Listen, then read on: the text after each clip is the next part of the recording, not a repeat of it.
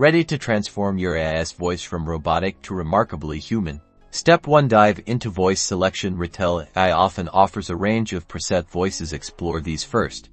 Play them through with your chosen prompts to see how each sounds, reading out the context you want to convey. Is one naturally more appealing than another? Consider which voice best represents your brand's tone: professional, friendly, or something else entirely.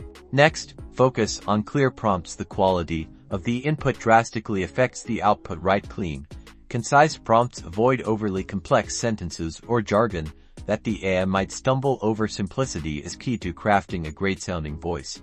Now it's time to control the tone. Retell AI has advanced setting options you can tinker with. Fine-tune the voice's emotional delivery using your preferred settings. Adjust things like style, speed, and emphasis to match your context as needed, adding pauses for dramatic effect, or adjusting the speed to match information delivery. Fine-tuning is key. Listen carefully and iterate if the voice sounds monotone.